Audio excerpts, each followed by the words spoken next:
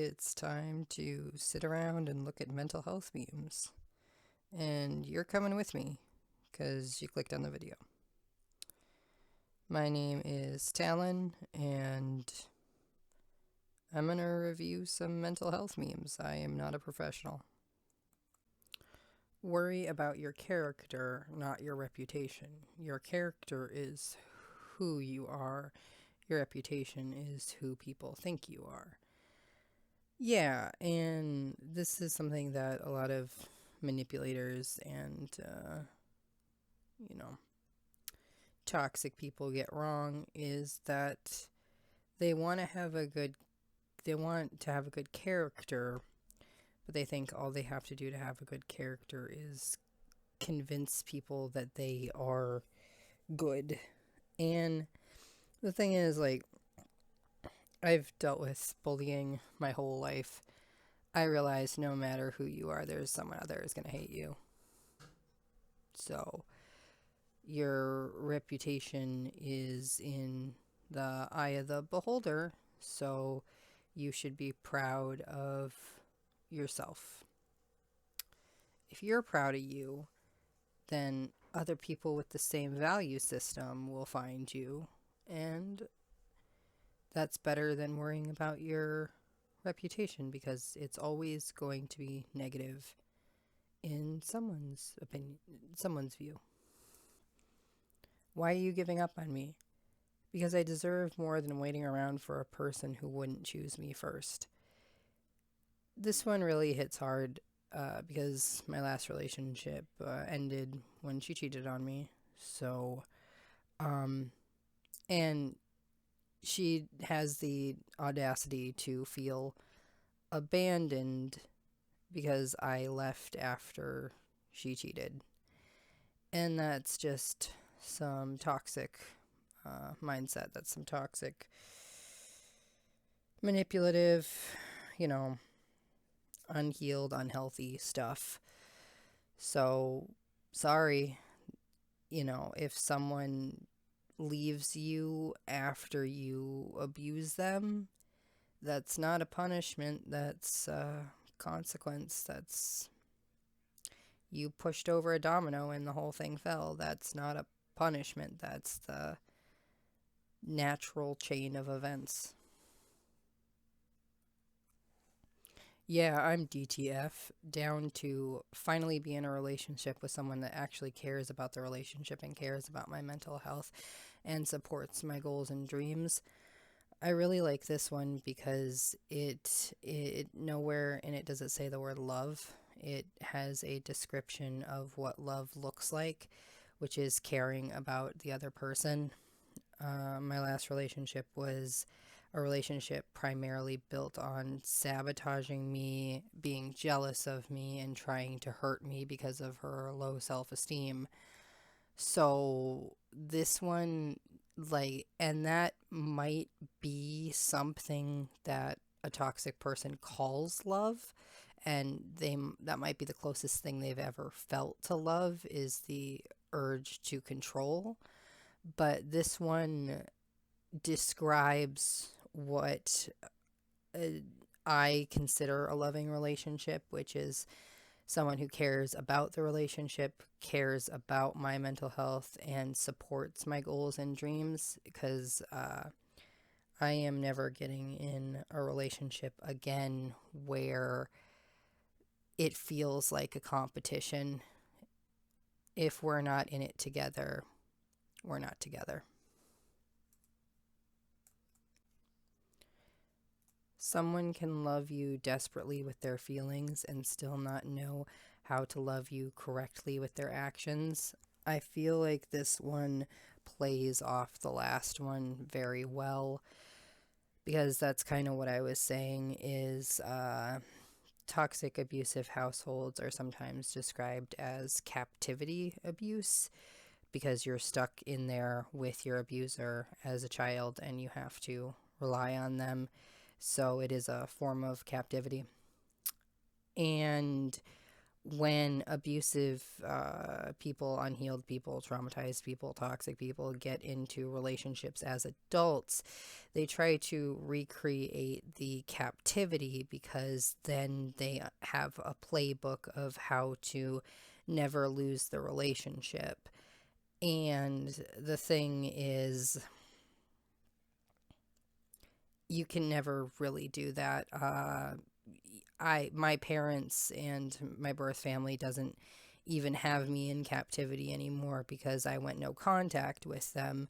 So even the original captivity abuse, the original captivity abusers don't have control over me.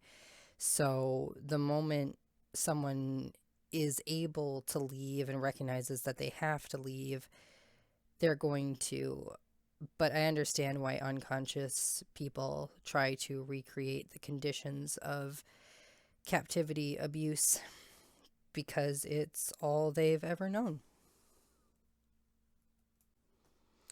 People are much nicer when they're happier, which says a lot about people who aren't nice to you.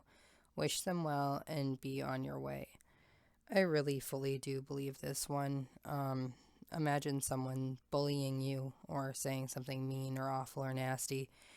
You had to deal with that person for probably 30 seconds.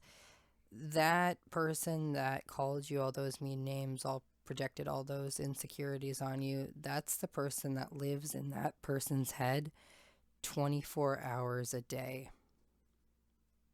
That's the person that talks to them while they're eating, before they go to sleep.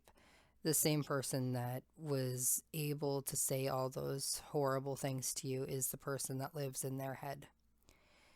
And that's why I don't tend to seek revenge, because that is poetic justice in itself. And if you want to go the extra mile, once you fully understand that, you can wish them healing and happiness, because mean people are that way to themselves too. Next, we have I can't afford to hate people. I don't have that kind of time.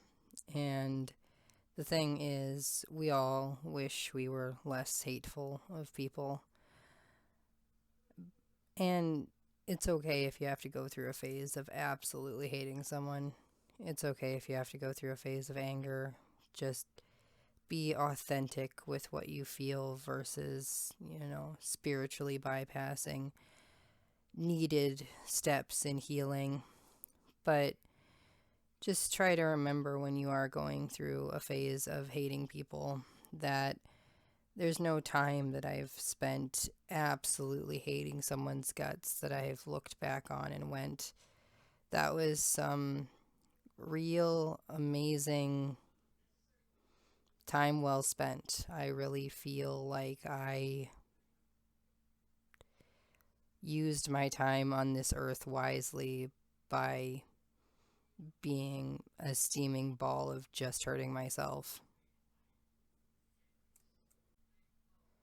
Plus, it's much more effective to ignore a toxic person than hate them.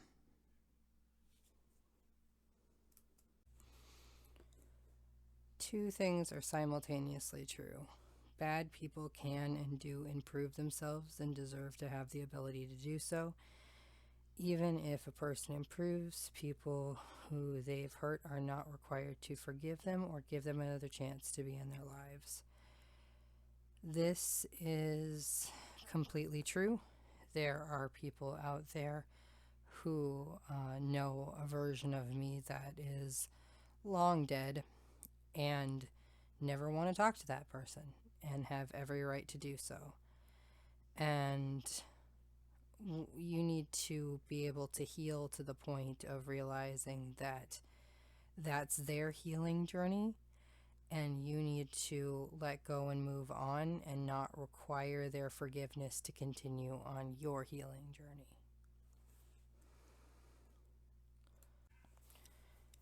Don't treat people as bad as they are. Treat them as good as you are. The reason I like this one is because I've dealt with a lot of regret in my life, and in my personal experience, it is a lot harder to heal from the harm you've done to others than it is to heal from the harm others have done to you. For example, I think and replay and think and feel guilt and shame over things that I've done to people when I was an alcoholic. And as far as if I move with good and pure intentions and someone hurts me and just absolutely betrays me, breaks my heart, I will get over what they did to me more easily than I'll get over the reactive abuse. Like if I yelled at them over it. I really do think you should treat people as good as you are, and that can include no contact if you are not able to treat them well. If they are making you a worse person, no contact. Be good or don't be in their life.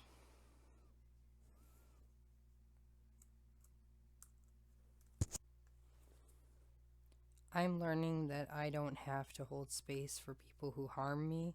I can see how what they went through may lead to their behavior, and it's not mine to hold, fix, or allow. This is how I call in peace. So, this is a good one to follow up because understanding people's behavior, understanding how it got to that point, does not mean that you have to allow it. But not allowing it does not mean changing their behavior, because you absolutely cannot control or change the behavior of any other human being.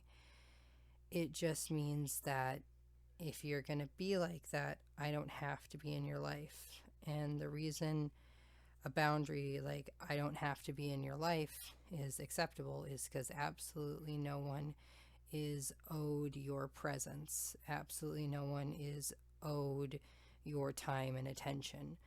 So that is one of the biggest things you can do to protect yourself, is understand why someone is the way they are and protect yourself from it. Here's a fun one. Help, I'm unhappy. Okay, here's gradual change through daily habits. No, I was looking for dramatic escape. Yeah, this is kind of the root of a lot of my addiction problems. When I was younger, I still have, I'll always probably have addiction problems, but they're less pronounced right now. So the idea of slow, effective changes that are consistent don't feel big enough for the problem. When the problem feels so big, you want a solution that feels as big and fierce, as if the problem and the solution are two tigers that are fighting and they need to be equally buff. And like, if the solution isn't drinking, how could that possibly solve my heartbreak? It needs to be as big and dramatic. But the truth is, it doesn't. The simple stuff like taking a walk, taking deep breaths, changing your mindset, getting some sleep, taking a shower, those things matter so much. And they don't need to be dramatic. Last fun one I'm throwing in there is just a Taco Bell sign that says try. And it's like, I will for you, Taco Bell. And yeah, just try. And yeah, in a little bit of seriousness, though, this reminds me of times that I've stayed alive for stupid stuff. Never stayed alive for Taco Bell specifically, but I have stayed alive for endings of TV shows, wanting to see the next season of a TV show. You know, so I will try. I'll try for you, Taco Bell, I promise. If you want to help out, I have a Patreon, and right now the tier is $3 a month, and that would help out greatly. Thank you. The link is in the description of the video, and I'll see you next time.